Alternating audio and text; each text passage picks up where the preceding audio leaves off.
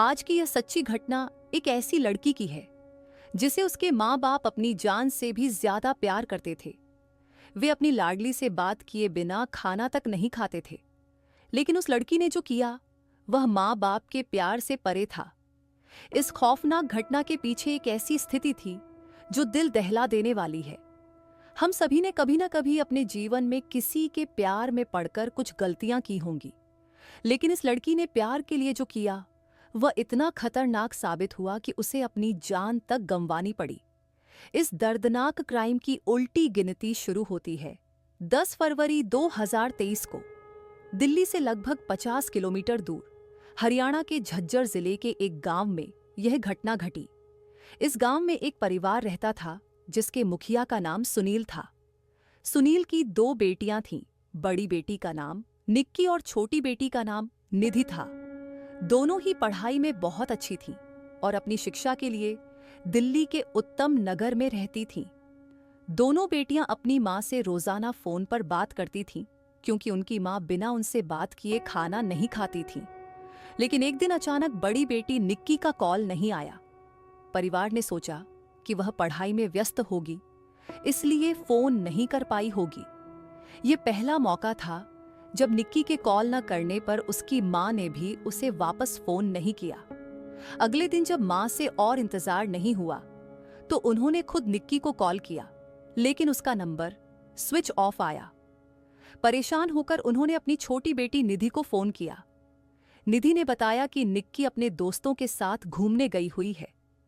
हालांकि दोनों ही बेटियां पढ़ाई में बहुत अच्छी थीं और अपने परिवार से ज्यादातर बातें साझा करती थीं, लेकिन यह बात माता पिता को थोड़ी अटपटी लगी कि उनकी बड़ी बेटी निक्की बिना बताए घूमने चली गई। निक्की के नंबर पर बार बार कॉल करने के बावजूद जब संपर्क नहीं हो पाया तो माता पिता ने छोटी बेटी निधि से कहा कि वह निक्की के दोस्तों के नंबर दे। निधि ने अपनी बहन की दोस्तों को कॉल किया, लेकिन जल्द ही उसे पता चला कि निक्की अपनी फीमेल फ्रेंड्स के साथ नहीं बल्कि एक मेल फ्रेंड के साथ गई है, जिसका नाम साहिल गहलोत है। इस जानकारी के बाद निधि ने साहिल को कॉल किया ताकि वह अपनी बड़ी बहन निक्की से बात कर सके। साहिल ने फोन उठाया और कहा, मैं अपनी शादी के फंक्शन में व्यस्त हूं, इसलिए निक्की के साथ घूमने नहीं जा पाया। निक्की का घूमने का प्लान कैंसिल करने का मन नहीं था, इसलिए वह अकेले ही चली गई। साहिल की बात सुनने के बाद निधि ने सारी बात अपने माता पिता को बताई। यह सुनकर निक्की के पिता ने निधि से साहिल का नंबर लिया और खुद उससे बात की। साहिल ने उन्हें बताया, अंकल, मेरी शादी है और मैं फंक्शन में व्यस्त हूं। हमारा घूमने का प्लान जरूर था, लेकिन मेरी व्यस्तता के कारण मैं नहीं जा पाया। निक्की अकेले ही निकल गई और उसका फोन भी मेरे पास ही रह गया है। पिता को साहिल की बताई कहानी पर भरोसा नहीं हुआ। एक तो उनकी बेटी बिना पूछे घूमने चली गई थी और दूसरा उसने अपना फोन भी एक लड़के के पास छोड़ दिया था। इसी बीच साहिल की शादी हो जाती है और वह अपनी नई जिंदगी और रस्मों में व्यस्त हो जाता है। लेकिन अब 3-4 दिन बीत चुके थे। निक्की ना तो घर लौटी थी और ना ही उसका कोई संपर्क हो पाया था। परेशान होकर निक्की के पिता ने दिल्ली पुलिस के क्राइम ब्रांच में कार्यरत अपने एक जानकार से मदद मांगी। उन्होंने उन्हें बताया कि उनकी बेटी पिछले 3 दिनों से लापता है। पुलिस ने तुरंत निक्की के फोन की लोकेशन ट्रेस की। फोन की लोकेशन हरियाणा के मित्रों गांव में एक ढाबे की मिली, जिसका नाम था खाओ पियो ढाबा। यह जानकारी निक्की के पिता के लिए बेहद चौंकाने वाली थी, क्योंकि अब तक दोस्तों से यही पता चला था कि निक्की मसूरी गई हुई है। पुलिस टीम तुरंत उस ढाबे पर पहुंची। वहां ढाबा बंद था। एक बंद ढाबे में किसी गुमशुदा लड़की के फोन की लोकेशन मिलना बेहद अजीब था। पुलिस ने तय किया कि ढाबे के अंदर जांच करना जरूरी है। जैसे ही पुलिस ढाबे के अंदर गई, उन्होंने चारों ओर छानबीन शुरू की। शुरुआत में वहां कुछ भी संदिग्ध नजर नहीं आया, लेकिन जब पुलिस टीम वापस लौटने लगी, तभी एक पुलिसकर्मी की नजर दीवार के पास उल्टा रखे एक फ्रिज पर पड़ी। फ्रिज को चारों ओर से रस्सियों से कसकर बांधा गया था और सबसे अजीब बात यह थी कि बंद ढाबे में वह फ्रिज चालू था। यह नजारा इतना अटपटा था कि पुलिस ने तुरंत फ्रिज को खोलने का फैसला किया। जब पुलिस ने फ्रिज खोला तो उनके होश उड़ गए। उसमें निक्की की लाश थी। ये देखकर पुलिस ने तुरंत कार्रवाई शुरू की और ढाबे के मालिक साहिल गहलोत की तलाश शुरू कर दी, क्योंकि वह ढाबा साहिल का था। पुलिस साहिल के घर पहुंची, लेकिन वह वहां नहीं मिला। आखिरकार 14 फरवरी 2023 यानी वैलेंटाइन डे के दिन पुलिस ने साहिल को पकड़ लिया और थाने ले गई। थाने में जब पुलिस ने उससे सख्ती से पूछताछ की तो साहिल ने किसी तोते की तरह पूरी कहानी उगल दी। साहिल ने कबूल किया कि निक्की को उसी ने मारा है।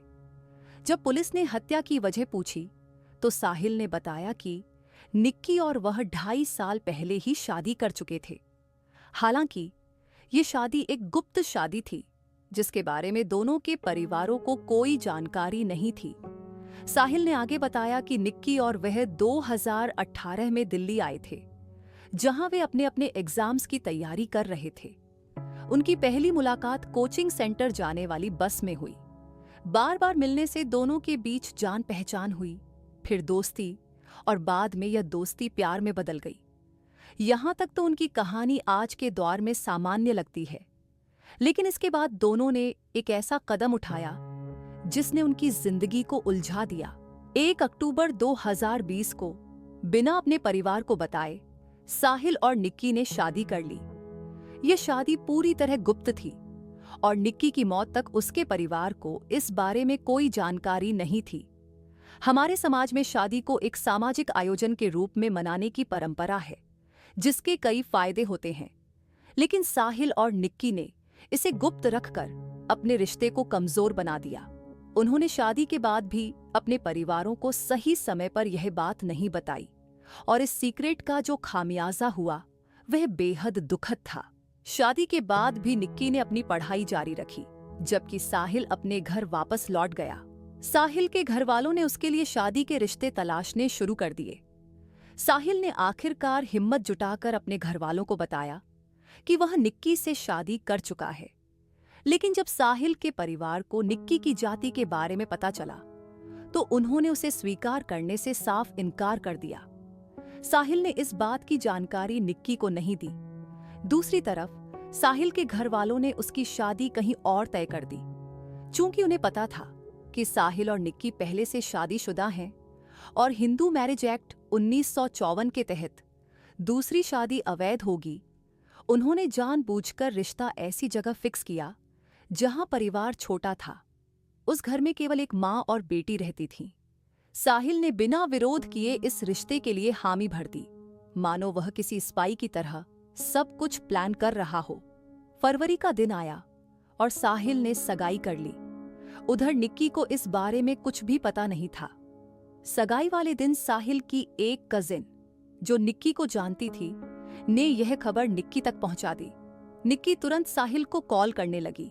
उस दिन घर में भीड़भाड़ थी, लेकिन किसी तरह साहिल ने निक्की को समझाया कि वह थोड़ी देर इंतजार करे और वादा किया कि वह सब कुछ ठीक कर देगा। लेकिन जिसने अब तक हर बात छिपाई थी, वह भला क्या ठीक करता। उस रात साहिल दिल्ली में निक्की के फ्लैट पहुंचा, जहां निक्की अपनी बहन के साथ पढ़ाई के सिलसिले में रहती थी। रात 1:30 से सुबह 5:30 तक साहिल और निक्की फ्लैट में रहे। सुबह 5:30 निक्की अपने दोनों बैग लेकर साहिल के साथ निकल गई। निक्की का प्लान था कि वह साहिल को लेकर कहीं दूर भाग जाए। निक्की को अब भी लग रहा था कि साहिल उसका साथ देना चाहता है, लेकिन अपने घर वालों से डरकर ऐसा नहीं कर पा रहा है। इसी वजह से निक्की ने साहिल को भागने का सुझाव दिया। सुबह 5 बजे निक्की अपने दोनों बैग पैक करती है और साहिल के साथ गोवा भागने का प्लान बनाती है, लेकिन किसी वजह से गोवा का प्लान कैंसिल हो जाता है और वे हिमाचल जाने का निर्णय लेते हैं। दोनों हिमाचल की बस पकड़ने के लिए साहिल की गाड़ी से पहले निजामुद्दीन बस स्टैंड जाते हैं। वहां से वे आनंद विहार पहुंचते हैं, लेकिन उन्हें पता चलता है कि इस समय सिर्फ कश्मीरी गेट से ही बस मिल सकती है। इसके बाद दोनों कश्मीरी गेट बस स्टैंड पहुंचते हैं। इतने बस स्टैंड्स के चक्कर लगाने के बाद सुबह होने लगती है और साहिल के घर से लगातार कॉल्स आना शुरू हो जाती हैं। साहिल की कहानी के मुताबिक वह इन कॉल्स से पैनिक करने लगता है और निक्की से कहता है कि वह भाग नहीं सकता। लेकिन आगे जो हुआ उससे यह साफ हो जाता है कि साहिल कहीं से भी पैनिक नहीं था। साहिल निक्की को समझाने की कोशिश करता है कि उसे घर वापस जाना होगा क्योंकि उसके घर वालों का दबाव बढ़ रहा है। अब तक निक्की यही समझ रही थी कि साहिल अपने घर वालों से डरकर ऐसा कह रहा है।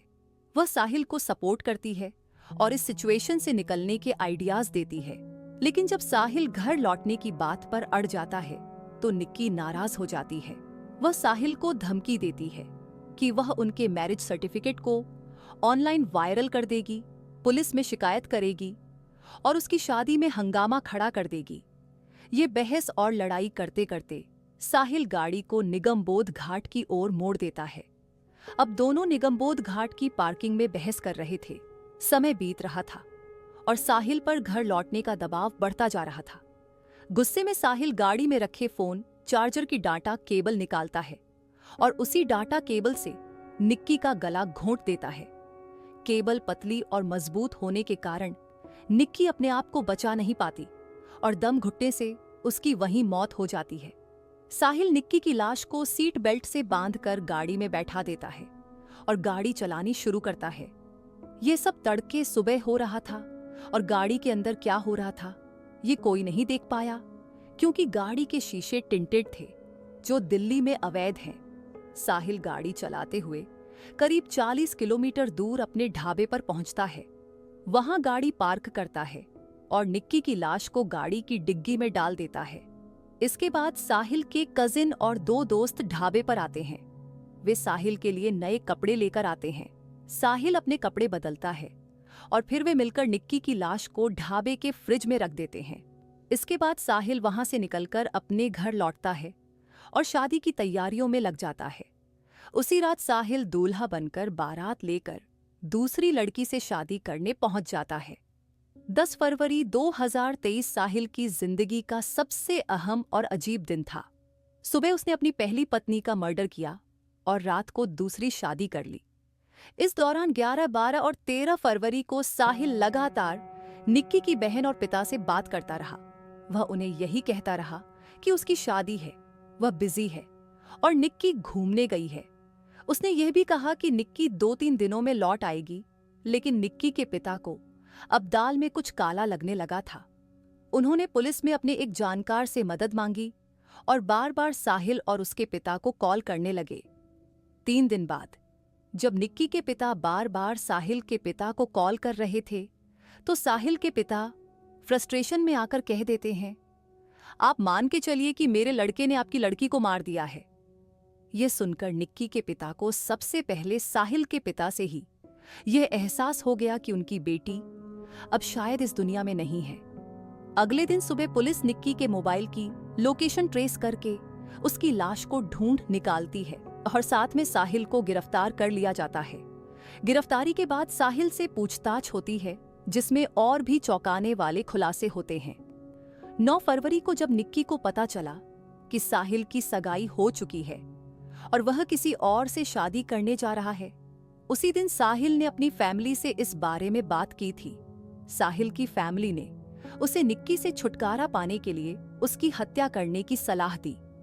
इसका मतलब था कि जब साहिल 10 फरवरी की सुबह निक्की के फ्लैट पर गया था, तो वह पहले से ही उसकी हत्या की योजना बनाकर आया था। हालांकि निक्की की बातें शायद कुछ समय के लिए साहिल को इमोशनल कर गई थीं, इसलिए हत्या में थोड़ी देर हुई। पहले साहिल का प्लान था कि वह चलती गाड़ी से निक्की को किसी वाहन के सामने धक्का देकर इसे एक एक्सीडेंटल डेथ का रूप देगा। लेकिन जब वह यह करने की कोशिश करता है, तो या तो ट्रैफिक की वजह से या निक्की की सतर्कता के कारण साहिल इस योजना को अंजाम नहीं दे पाया। इसके बाद साहिल ने धीरे धीरे गाड़ी निगमबोध घाट की ओर मोड़ दी। यह सोचने वाली बात है कि अगर साहिल और निक्की का प्लान शहर से भागने का था और वे 3 बस स्टैंड के चक्कर काट चुके थे, तो साहिल गाड़ी निगमबोध घाट की पार्किंग में क्यों ले गया? इससे भी ज्यादा हैरानी की बात यह है कि जब गाड़ी निगमबोध घाट की पार्किंग की तरफ जा रही थी, तो निक्की ने इसका विरोध क्यों नहीं किया? और अगर उसने विरोध किया, तो साहिल ने उसे क्या कहकर शांत किया? शायद उसने कहा होगा कि वे अपनी लड़ाई सुलझाने के लिए स्मशान घाट की पार्किंग में रुकेंगे। लेकिन निगम बोध घाट की पार्किंग में साहिल ने फोन चार्जर का डाटा केबल निकालकर निक्की का गला घोंट दिया। साहिल का अगला प्लान था कि वह हनीमून पर जाएगा और निक्की की लाश को एक बैग में पैक करके किसी हिल स्टेशन ले जाएगा और वहां वह लाश को किसी खाई में फेंक देगा। लेकिन इससे पहले वह अपनी योजना पूरी कर पाता, पुलिस को निक्की की लाश उसके ढाबे से मिल गई थी। इस दुखद और घिनौने अपराध से हमें एक चीज जरूर सीखनी चाहिए। समाज में कुछ चीजें किसी वजह से बनाई गई हैं, जैसे शादी का सामाजिक होना और अपने परिवार के संपर्क में रहना। निक्की ने शादी को अपने परिवार से छुपाया, जिसका खामियाजा उसे अपनी जान देकर भुगतनी पड़ी। लेकिन वहीं वह परिवार के संपर्क में थी, जिसकी वजह से साहिल सलाखों के पीछे पहुंच सका। अन्यथा निक्की की लाश किसी खाई में पड़ी होती और साहिल अपनी दूसरी बीवी के साथ मजे कर रहा होता। दोस्तों, इस घटना को सुनाने का उद्देश्य किसी का दिल दुखाना नहीं है, किसी को परेशान करना नहीं, बल्कि आपको जागरूक करना है, आपको सचेत करना है। दोस्तों, इस पूरी घटना के बारे में आपकी क्या राय है? कमेंट बॉक्स में जरूर बताएं और अगर हमारी मेहनत पसंद आई हो तो इस वीडियो को लाइक करते हुए शेयर भी करें। अगर आपने अब तक चैनल को सब्सक्राइब नहीं किया है तो प्लीज चैनल को सब्सक्राइब कर लीजिए। जय हिंद।